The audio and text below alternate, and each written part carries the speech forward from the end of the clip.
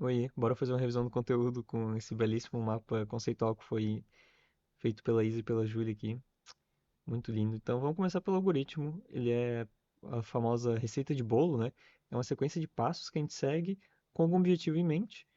Então, alguns requisitos que a gente tem é tipo ser finito, né? São esses quatro requisitos aqui. Então ele tem começo e fim. Ele tem uma definição, né? Ele faz alguma coisa específica. Ele tem uma entrada, ele vai receber dados e ele vai ter uma saída, que ele vai, tipo, ele vai receber os dados, vai mexer neles de alguma forma e vai gerar uma saída. E ele tem que ser eficiente para ele não ficar só, tipo, fazendo a mesma coisa várias vezes, né? Essa é o que seria um bom algoritmo. Então, um exemplo bem clássico seria a gente fazer, cadê aqui o meu, opa, tá pra cá. Seria a gente fazer uma, qual que é o cálculo da média de um aluno. Então, a gente vai receber três notas, nota um, nota 2 e nota 3, vai somar essas três notas e vai dividir tudo por 3. Se essa média aqui, né, isso vai dar uma média. Se essa média for maior ou igual que 6, ele está aprovado. E se não, ele está reprovado, né? Cadê o nosso dedinho aqui para baixo? Nossa, que dedinho horrível. E aqui o nosso joinha aqui. Então ele está aprovado. E isso é um exemplo de linguagem natural, né? Eu só falei em português o que que o algoritmo faz. Deixa eu sumir com. Ups. Deixa eu sumir com esse texto de novo, tudo em cima da tela, pronto.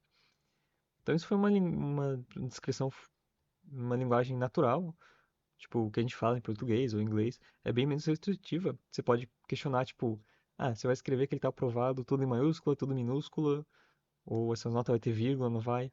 Então o que a gente poderia fazer também, outra forma de apresentar um algoritmo é um fluxograma.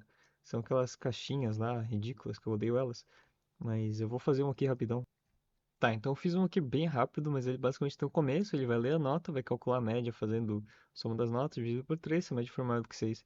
Então esse triângulo representa o if, né, a decisão ali, condicional A. E aqui a gente tem um caso que sim, ele vai escrever a nota aprovado, caso que não, vai escrever reprovado. E aqui a gente pode ver que tá tudo em minúscula, tudo em maiúscula, mas a gente ainda não especificou também se a nota é um número com vírgula, coisa assim. E aqui o algoritmo acaba, certo? Deixa eu limpar essa tela também. Vamos voltar para cá. E a próxima coisa que a gente pode fazer também é representar ele como pseudocódigo. Esse é tipo. Eu não vou escrever pseudocódigo porque vai demorar demais, mas é aquela ideia que tu só vai falar o que, é que ele faz, mas de uma maneira mais parecida com código. Então tu vai colocar assim: lê nota um, lê nota 2, lê nota 3. Média recebe nota um mais nota 2 mais nota 3, média recebe média dividido por 3. E. Só que a gente ainda não vai formalizar, tipo, é em C, porque diferentes linguagens têm diferentes maneiras, né? Linguagens tipo C, Sharp e C, você tem que declarar, um inteiro se escreve int.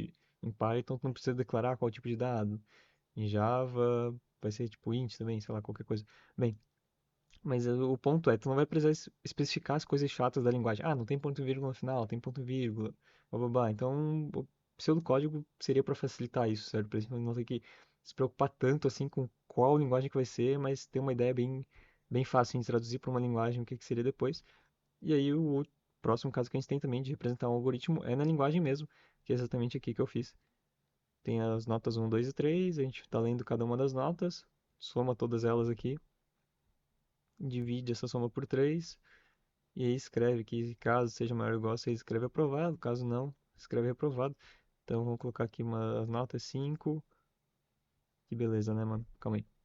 Tá, não sei porque ele me odeia, mas tudo bem. 6 mais um e 6 vai te dar uma média 4,3, você foi reprovado. Se a gente rodar de novo e colocar umas notas mais altas, tipo 10, não, 8 e, sei lá, 6, a média foi. Pô, tá muito bom esse meu algoritmo aqui, hein? Acho que é só o programa que tá, tipo, meio bugado pra eu estar fazendo isso online. Então vamos tentar 8, 9 e 8. Tá, 8,3, tá, isso tá certo realmente. E você foi aprovado, beleza. Então aqui a gente representou ele como código mesmo, direto, e isso aqui é C Sharp. Então, no final das contas, se te perguntaram o que é o algoritmo, é uma sequência de passos, tem começo, meio e fim. Ele faz algum objetivo, ele tem um objetivo específico, ele tem uma entrada de dados e ele vai te dar uma saída, e ele tem que ser eficiente. Então, é basicamente isso. E lembra que é uma receitinha de bolo. Sempre esse exemplo. como é que a gente constrói um algoritmo, né? A gente vai partir. Bem, talvez, não sei se ficou exatamente claro a ideia do algoritmo, não sei se ficou muito nerdola, mas basicamente é essa a ideia. Tipo, imagina, tu vai pegar um problema e tu vai descrever o passo a passo de como é que tu vai resolver ele. Isso é um algoritmo, então tu pode até pegar aqueles exemplos do dia a dia, né? Ah, como que eu vou para aula? Primeiro eu saio de casa, e aí eu pego um ônibus, e aí o ônibus vai parar no terminal, e aí do terminal eu vou pegar outro ônibus com um número igual. Então tu poderia, um algoritmo não precisa ser só um programa matemático, ele é só tipo uma sequência de passos, certo? Então é a ideia da receita de bolo, tu vai construir, pegar o bolo, então tu vai pegar os primeiros ingredientes, aí tu vai misturar de tal forma, vai colocar no forno por tanto tempo e tal. Então é tipo, é só uma sequência lógica de passos, ela não pode ser infinita, tipo, ela pode se repetir várias vezes, tu pode ficar fazendo indefinidamente, enquanto o bolo não está cozido, espere, mas, e aí se tu esqueceu de ligar o forno, né, essa pessoa que fez a receita esqueceu de colocar para ligar o forno, você vai ficar esperando para sempre, que é possível, mas, tipo, tem um final, tu consegue ler de começo, meio a fim, as instruções, mesmo que as instruções não sejam, não tenha, tipo, né, mesmo seguindo as instruções, tu pode ficar preso num loop, mas tu tem um número limite de instruções, certo? Então essa é a ideia de finitude, é tipo, é um número de instruções limitadas e não de que o programa tem que ter um fim absoluto sempre. Essa é a ideia. Tá, então como é que tu vai construir um programa, um algoritmo? É, sei lá, é essa parada aqui. De, você vai fazer uma análise do seu problema, aí você vai especificar quais são os requisitos, você vai construir um algoritmo, então você vai construir a sequência de passos para resolver ele. Antes de você rodar isso, você vai ver e vai fazer uma validação ali, ver se faz sentido o que você fez. Depois você vai colocar isso em código e aí você vai rodar o seu código e ver, está certo. E aí, se isso fosse um programa real, assim, tipo das médias ali que a gente fez, imagina que daqui 10 anos, sei lá, a universidade fala, bem, agora as médias não é mais 6, agora para ser aprovado é 7. Aí você vai ter que ir lá fazer a manutenção, corrigir o seu algoritmo depois disso, sabe? Então, esse é o passo da manutenção. Depois que ele está pronto, você vai ter que, tipo, caso precise ajustar alguma coisa mude, você vai ter que ajustar. Essa é a parte de manutenção do algoritmo. Hum, tá, eu acho que daqui a gente pode ir pro. Peraí, deixa eu ver. Tá, daqui a gente pulou para paradigmas agora. Tá aqui em lógica de programação, mas é porque é o que é o conteúdo do capítulo 1. Mas basicamente a gente tem. O paradigmas é como é que a gente vai organizar o nosso problema, certo? Como é que a gente vai pensar para resolver o problema. Bem, a gente tem dois grandes tipos. Eu tenho um slide que é mais bonito. Então, estamos de volta aos paradigmas, como é que a gente vai pensar no nosso problema. A gente tem dois grandes grupos, certo? Os imperativos e os declarativos. O imperativo é o que você vai descrever passo a passo como é que você vai resolver o problema. Então, aquele tipo, você vai pegar uma nota, você vai somar ela com. Você vai pegar as três notas, você vai somar as três, você vai dividir por três, você vai printar isso caso seja seis, ou caso não. Grandes exemplos desse é o procedural, que lida com processos, orientação a objetos, que Java e linguagem de jogos, eu já vou explicar melhorzinho. E o declarativo é outro grande grupo de paradigmas, que eles são menos como você vai fazer e mais o que você quer fazer.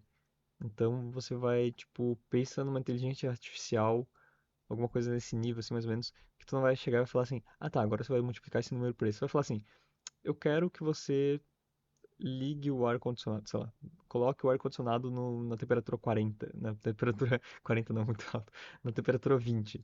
E aí o seu próprio programa vai ter que pensar ali, tipo, tá, eu tenho que ligar o motor a 30% da potência, eu vou ter que levantar isso aqui e abaixar, sei lá, qualquer coisa assim.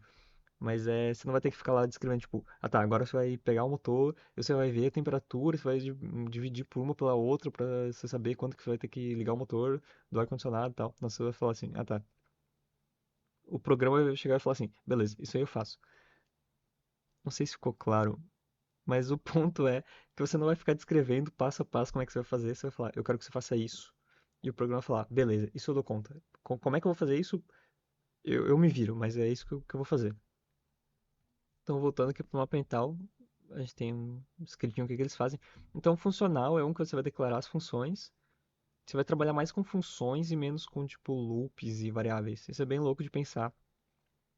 Um exemplo disso é Haskell e Lisp. Mas sabe Sudoku? Que tem, tipo, os quadradinhos e...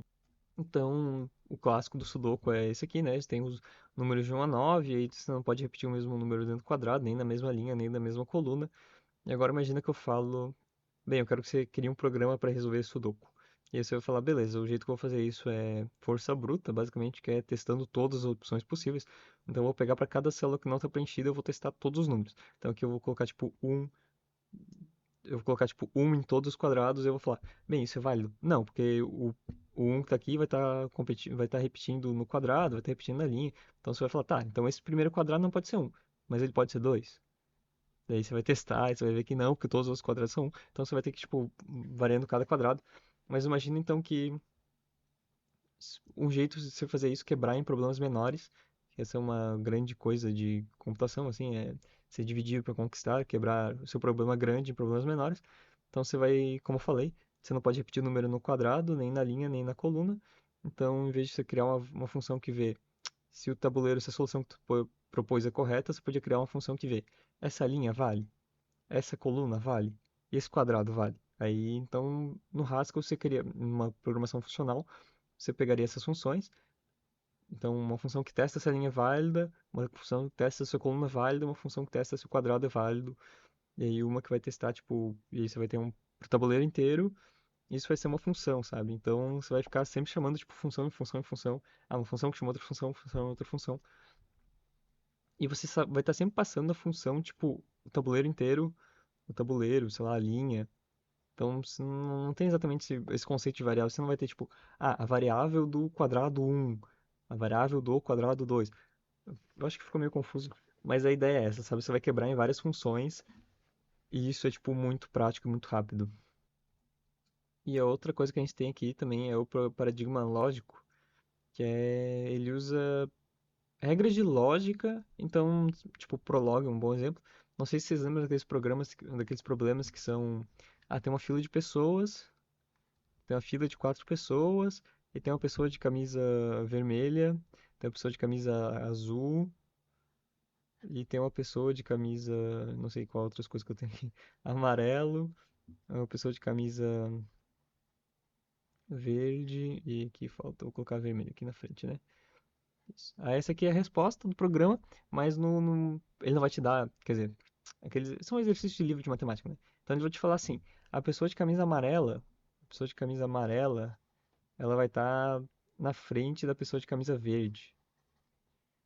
A pessoa de camisa azul, ela tá na frente da pessoa de camisa amarela.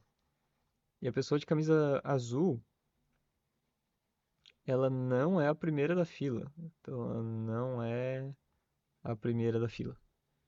E aí, com isso, você vai criar problema, tipo, você vai criar coisas de lógica, você vai falar pro seu programa, ó, ele não é o primeiro da fila, um tá na frente do outro, um tá na frente do outro. Então você nunca vai estar falando pro seu programa, ah, tá, você vai testar para saber se o primeiro é verdade ou não, blá blá blá. Você vai criar você vai dizer, ó, um tá na frente do outro, um tá na frente do outro, o amarelo tá na frente do verde, o azul tá na frente do amarelo, o azul não é a primeira. E aí o próprio programa vai achar uma maneira de fazer isso e ele vai te dar esse resultado aqui das camisas, certo? Ahn, Talvez tenha ficado muito confuso. Meu Deus. Tomara que não. Mas é isso. Essa é a ideia de programação lógica. Você não vai ficar, tipo, falando, ah, tá, você vai testar primeiro qual camisa que tá na frente, você não vai testar primeiro o verde, e aí se o amarelo. Você vai falar assim, o amarelo está na frente do verde, o azul está na frente do amarelo, o azul não é a primeira da fila. E ele vai, o próprio programa vai arranjar um jeito de pensar e vai falar, tá. Então o único jeito dessas afirmações ser verdade é se o azul for a segunda, o amarelo for a terceira, o verde for a quarta, e aí o vermelho é a primeira, né? E orientação a objetos é aquela que a gente vai usar classes de objetos e objetos. E a classe é como se fosse um template. Então, eu queria muito abrir. Então, tem esse projetinho aqui na Unity que fiz uma vez. Mas, bem, a ideia aqui do objeto 2D, tipo, do orientação a objetos, imagina que tu vai ter uma classe, então, que aqui no caso da Unity é tipo o nodo 2D. E tá vendo aqui do lado tem o posição, que aí eu posso mudar aqui para 10, para que o pontinho vermelho ali em cima, esse pontinho aqui tá se mexendo, né? E tá levando tudo que tá junto aqui embaixo com ele. Mas bem, a ideia é que, tipo, as pessoas que fizeram Godot tiveram que chegar aqui e falar, bem, a gente vai ter uma função aqui que quando tu mudar de posição, ele vai ter que passar isso pra engine, aí isso vai ter que virar, como é que é? Vai ter que virar vídeo depois, né? Vai ter que ser mostrado na tela. Então a gente vai ter que calcular as imagens. Então tudo isso, tipo, toda função para rodar um objeto. Ah, como é que roda, né? Eles têm que fazer o pessoal que criou o Godot teve que trabalhar toda uma função que vai pegar esse número aqui que eu coloquei 34 graus, e aí vai ter que aplicar uma matemática aqui para rodar o nodo.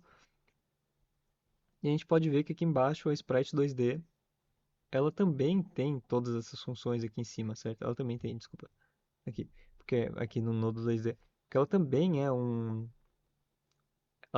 um tipo de nodo 2D. Então imagina que se vocês quisessem criar uma imagem, né, o sprite aqui, e eles quisessem também colocar essa função de posição, eles vão ter que ficar, tipo, eles vão ter que escrever tudo isso de novo lá no código da engine, certo? Então, tipo, para fazer o negócio rodar, essa imagem rodar, eles vão ter que chegar lá e falar, ah tá, para um nodo rodar a gente vai aplicar esse cálculo de matemática.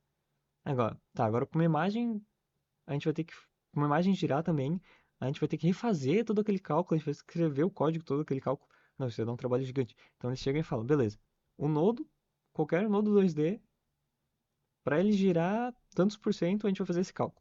Uma imagem, ela também é um nodo 2D. Então ela já vai ganhar todos esses atributos já, esse cálculo de rotação, tudo já pronto. E aí vai ter próprias coisas da imagem. Então não sei se ficou muito confuso, espero que não. Mas essa é a ideia de, tipo, orientação a objetos, certo? Tu vai criar classes que tem templates, então é tipo um forminha de bolo. Eu vou chegar, minha classe nodo 2D tem posição, rotação e tamanho. E agora eu posso criar vários objetos, que seriam como é que é? O cortador de biscoito, que é a classe, e eu vou poder só passar em cima da massa e criar vários objetos, certo? Vários biscoitos. E aí todos esses biscoitos vão ter a própria posição, a rotação e a escala, sem eu ter que ir lá e falar, ah tá, essa imagem vai ter uma rotação e escala. Ah, agora o próximo negócio vai ter rotação. Não, tipo, todos eles já vão receber esses atributos, todos eles já vão receber formas de calcular esses atributos, tudo isso, só porque eles são da classe Nodo 2D. Ficou confuso? Tomara que não. Tá. E, tecnicamente, o paradigma procedural é uma subclasse do imperativo, mas eles são, tipo, muito parecidos. Lembra? O imperativo é aquele que tu vai dizer linha por linha o que ele vai fazer, e o procedural é tu ter um, vai separar em processos e coisas assim de como o teu algoritmo vai funcionar, né?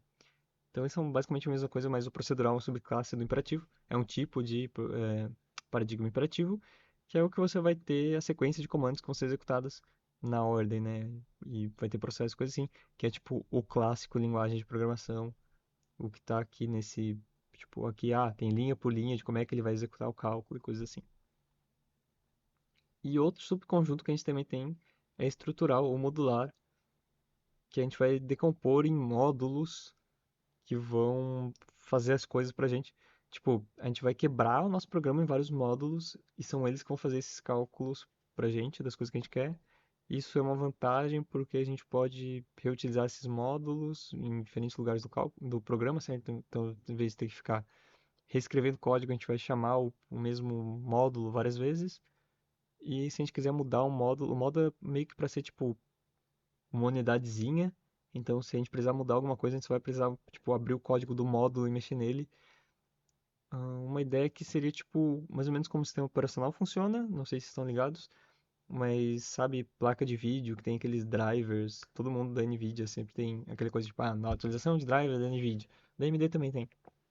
Mas imagina que tipo, teu sistema operacional, para ele abrir uma janela, para ele mostrar uma imagem na tela, ia ser um saco se ele tivesse que ter no Windows, sistema operacional Windows, ia ser um saco se toda vez que ele quisesse mostrar uma janela na tua tela, ele ia ter que ficar tipo, tá, como, esse computador tem o quê? Uma RTX 260, uma placa de vídeo de 10 anos atrás, uma GTX 1060. Diferentes placas de vídeo existem, né? Elas funcionam de maneiras diferentes. Porque uma placa de vídeo de 10 anos atrás é bem mais desatualizada do que a placa de vídeo atual, que deve ter bem mais funções. Então, para isso, o teu sistema operacional vai chamar, tá, eu vou chamar a parte que lida com a interface gráfica. A interface gráfica vai chegar e falar, tá, então eu vou querer eu tenho uma placa de vídeo tal. Essa placa de vídeo mostra uma imagem na tela dessa maneira. Então, assim, tu tá pegando o teu sistema operacional e chamando, tem que colocar uma coisa na tela e vai chamar um módulo de imagem, e um módulo de imagem, provavelmente vai chamar o driver da NVIDIA, que também é um módulo. Então, mais ou menos essa ideia, assim, tipo, você vai quebrar em módulos, e toda vez que sai uma atualização do driver da NVIDIA, você não precisaria atualizar o seu Windows inteiro, porque ele é só, tipo, uma partezinha do código lá que está sendo chamada. Então, mais ou menos essa ideia que você vai quebrar em módulos, e, e também é a mesma coisa de dividir e conquistar, né? Então, você vai pegar seu programa, seu problema complicado e vai quebrar em vários subprogramas, cada um é um módulo. Mas a gente volta nisso depois, daqui a pouco, eu acho. Tá, talvez seja interessante já comentar então do que é um subprograma. Ele é uma parte do código que vai ser chamada dentro do seu programa, né? Ele é quase que uma função, mas a ideia é que ele é tipo uma parte única, assim. Ele não vai ficar chamando outras coisas. Quer dizer, ele pode estar chamando outras coisas, mas ele é tipo meio que autocontido, assim. Então ele é tipo uma caixinha ali dentro do teu programa, né? Então tu vai chamar e ele vai ter o próprio código dele que vai tipo ter uma entrada e vai ter uma saída. E se meio que não precisa saber o que está acontecendo lá dentro. Imagina assim que está no seu programa e você chamou uma parte, o seu subprograma, e aí depois você vai receber a resposta dele, sabe? Então você não vai ficar tipo, ah, vou chamar o subprograma, eu vou ter que passar mais informação para ele, blá blá. Você vai tipo, subprograma, calcule a média. Então, né, o coisa do cálculo da média, né? Que é o exemplo do cálculo da média que eu tinha dado, tá aqui em cima. Então imagina que o nosso programa, a gente vai fazer, isso aqui é o subprograma, essa parte do cálculo da média. Então, você vai estar lá no seu programa que vai digitar a nota dos alunos para cada aluno e vai chamar. Olha, chama o subprograma calcula a média. Então ele vai chamar esse programa, que ele vai ler as notas, vai calcular a média e aí vai te dar ali, ah, aprovado ou não. E, e é isso que ele vai retornar pro programa principal, sabe? Então ele é meio que autocontido e ele é para ser tipo uma execução única, assim, ele vai funcionar e ele é bem definido o que ele faz para você não ficar tipo em dúvida o que ele está fazendo. E ele também pode chamar subprogramas dentro dele, né? Então a ideia é ser um código menor, mais fácil de ser construído. Seu programa pode ser menor, então até porque você vai pode chamar múltiplas vezes subprograma, você vai ter que escrever menos código, né? Não ficar repetindo código. E é isso. Hum, um subprograma pode ser do tipo procedimento, então vai ser um subprograma que executa uma tarefa com utilização de parâmetros. Então ele só vai fazer um procedimento, ou ele é uma função, que é aquele que você vai passar ali alguma entrada para ele, para a função, e ela vai te retornar alguma saída. E a função é um pouco diferente. É, não, é bem parecido com o procedimento. Foi mal pela confusão. E daqui a pouco a gente volta mais nessas coisas de variáveis. Eu acho que talvez faça mais sentido ser em outro vídeo. Ah tá, e o que eu esqueci de comentar é essa palhaçada de teste de mesa, que é essa ideia, imagina. Deixa eu parar de mexer. Então, tem essa história de teste de mesa. Imagina quando você está criando seu algoritmo, antes de você colocar o programa para rodar, seria muito legal se tivesse alguma coisa que você conseguisse executar para ver se ele funciona antes de você rodar o seu programa. Então, esse é o teste mesmo. Você vai fazer um teste, tipo, vai ter algum módulo. Então, imagina assim, você escreveu seu programa no papel, igual um trouxa, escreveu seu algoritmo no papel, e em vez de você passar ele pro computador para ver se ele funciona, você vai falar, ah, eu vou testar ele enquanto ele ainda está na minha mesa, sabe? Essa é a ideia do teste mesmo. Ah, eu vou testar ele ainda na minha mesa, sem ter que rodar o programa. Então, eu vou imaginar, ah, o que aconteceria se eu colocasse o valor 2 aqui, sabe? Ah, então ele viria para cá, e viria 3. É meio que para, tipo, você mesmo, ou ter uma ferramenta pronta, né? Imagina que você escreveu o código e você vai clicar no botão lá, rodar o código, testar o código e ele vai testar sem ter que compilar o teu programa, executar realmente. Eu acho uma palhaçada imensa essa ideia de teste de mesa, mas é, mas é isso. Obrigado. Acho que esse é o primeiro vídeo. Eu vou quebrar em mais vídeos para ser mais fácil.